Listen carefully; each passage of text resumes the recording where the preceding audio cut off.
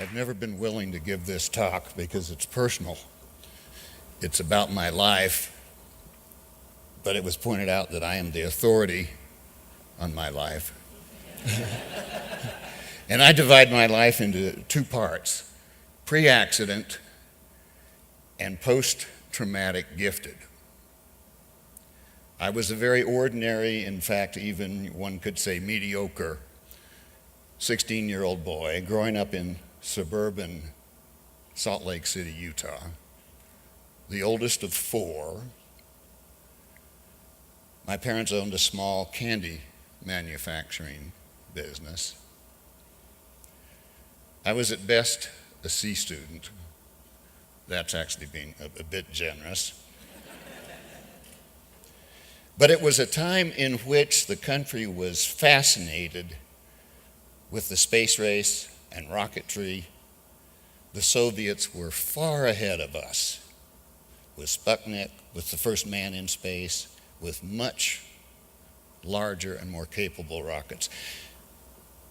And nearly every 16 or 17-year-old boy wanted to be an astronaut. I was building a rocket one May day in 1962, just about a year after young President Kennedy made the declaration, "We will put a man on the moon and bring him back alive in this decade." Now, as you already know, I'm no rocket scientist. The rocket that I was building exploded while I was holding it. Boom. The blast blew off half of my fingers, took the sight in one eye. My story likely would have ended there, except our next door neighbor's electric dryer was broken, and Ruth Johnson was out hanging out her wash the old-fashioned way. Ruth was also an Army surgical nurse. The blast summoned her and her laundry. Her sheets became my bandages and tourniquets, and it was Ruth who kept me from bleeding to death that day. 7 weeks and 25 surgeries later, I left the hospital, came home, and recuperated the rest of the summer. That fall, I started my senior year at Olympus High. But within a month, I lost the sight in my remaining eye. Then began 6 months of obviously failed eye surgeries. Waiting, not knowing, uncertainty. Finally, after the 5th failed surgery, the doctors came to my hospital room and said to me and my mother, "We have done all that we can for you. You will be blind for the rest of your life." Mother burst into tears, quite understandably. For me, the waiting, the not knowing, the anxiety, the uncertainty was so painful that the bad news came as a great relief. I could finally begin the challenge that the rest of my life had suddenly become. And that day, that very day, in that hospital bed, I made some declarations. I declared that I would not be dependent, that I would not be poor, that I would not live at home, that I would live in the sighted world doing sighted things. Now I want to say that I want to pause here a moment. Declarations are one of the more powerful things that I've learned in all of my years since then. Declarations precede leaps. They precipitate action. They're a powerful organizing principle. Think about Kennedy's declaration, "A man on the moon." or the Declaration of Independence that opened the possibility for an entire different form of government on this earth.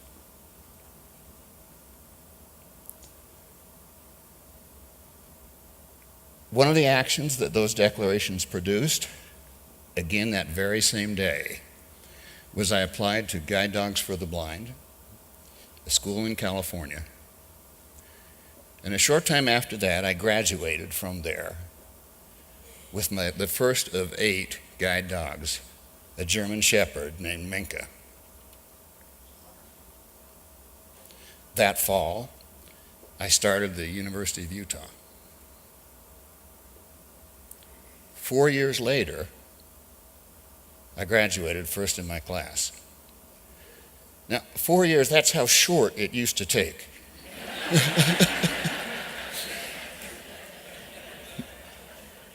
I see some of you have parents. Some of you have children. Yeah, first in my class. I needed more education and more skills.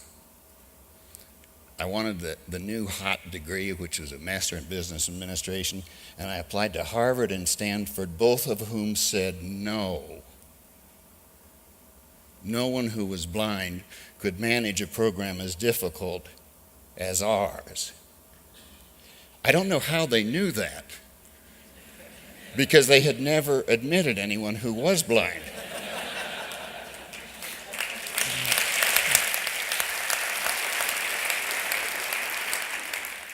This was one of their boundaries, not based on clear thinking, but based on faulty assumptions.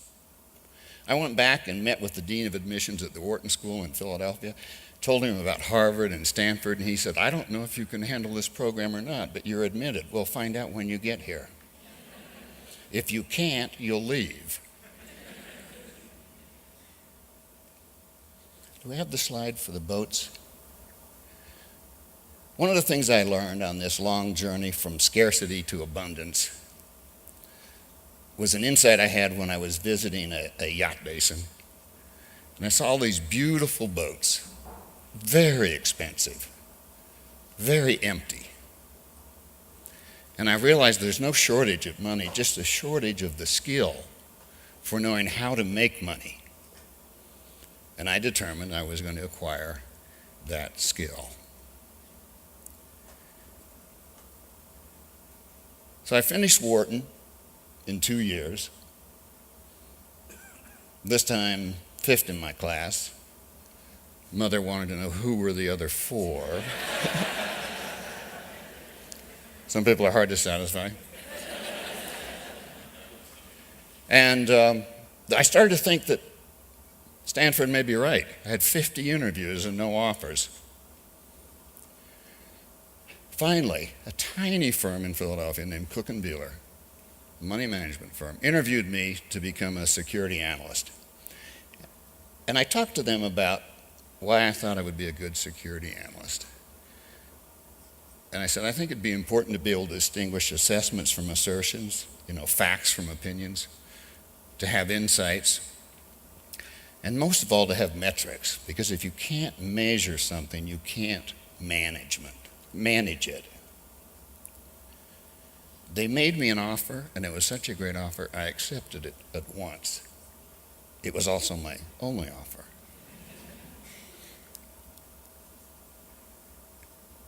I actually had a PhD offer from Stanford in applied mathematics, but I liked the math of adding up the numbers more at Cook & Beeler. Their offer was, we will pay you the normal MBA salary. At that time, that was $15,000 a year, not a month. And you pay your sighted assistant. It was a terrific offer. It gave me an opportunity without burdening their income statement. 6 of us who were partners grew the firm from tiny into the billions. Because we had a good investment process and clear metrics, we were able to sell for a very friendly price. And I was one of the partners who wanted to go off and pursue other interests. One of the things I wanted to do was try and take the dis out of disability.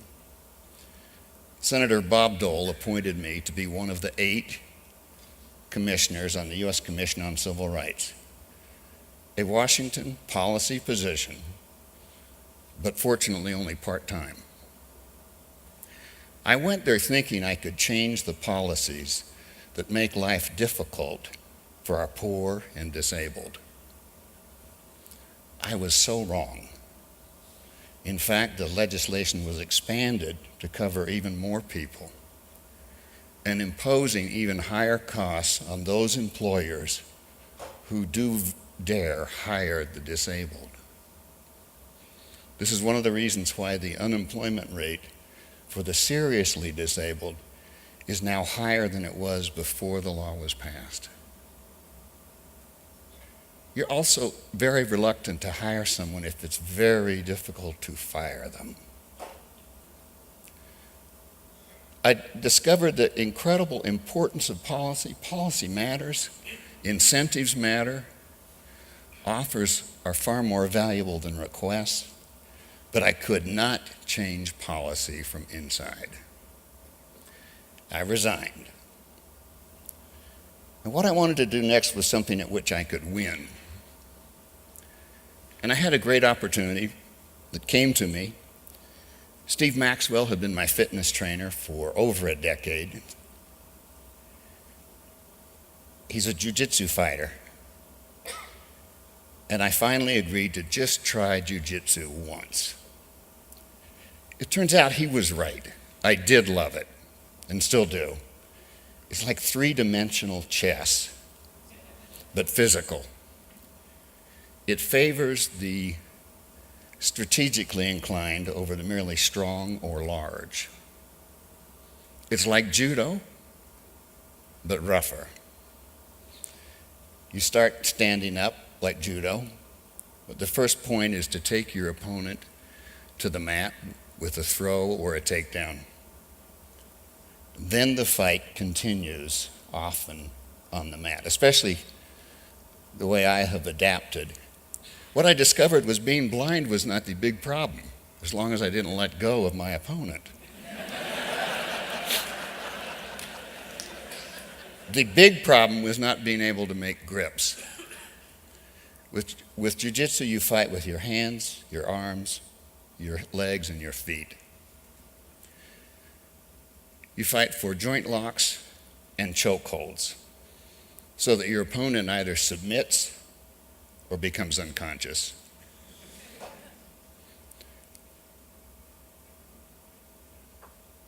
I've modified my game. I fight much more with my legs and feet than with my hands. And I started winning small competitions, then the national. Then with the encouragement of my wife, who is also a jiu-jitsu fighter, in 2003 we went to Brazil for the international competition for master seniors, and I won a gold medal. Now, many people thought that was an accident or a fluke or just luck, and since I was one of those many people, we went back in 04 and 05, and I got 2 more gold medals.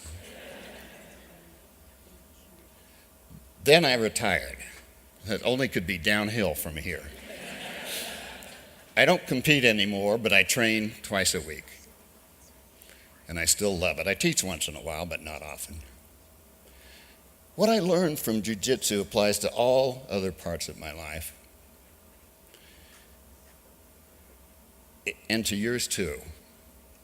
It's about the importance of living with the conviction that opportunities will appear, that your opponents or your life will give you opportunity. That what you need to do is prepare, practice, and practice. Opportunities favor those who are prepared in mind and body. And courage. The courage to act, the courage to get on the mat, the courage to be larger than your fears. the courage to be larger than your circumstances, the courage to ignore those boundaries imposed on you by others or by yourself, because you can make those boundaries come true if you believe in them. What I learned from Jiu-Jitsu: declare, learn, act, measure for value. And the learn, it takes 10,000 hours to get good at anything. That's just to get good. To be superb takes a long time. We have a small money management firm called Kairos Capital Advisors. Kairos is a Greek word that means moment of opportunity for action. I believe that opportunities aren't things out there waiting for you, that you can actually create your Kairos moment if you're prepared and if you have the courage to act. In preparing this talk, a friend of mine, Dr. Matthew Budd, who's a psychiatrist, said, those declarations that you made as a teenage boy are not the ones that automatically come to mind when you're newly blind. How did you happen to think of that? Thank you. And the answer is my father. When I was newly blind, he started reading to me a lot. Inspirational stories and poems. And one poem that has come back to me again and again over all these years, especially in moments of despair or depression, of which there have been many, subsequently made famous by Nelson Mandela. It's Invictus, the last stanza of which is, despite how straight the gate, how narrow the path, how charged with punishment the scroll, I am the master of my fate. I am the captain of my soul. Thank you.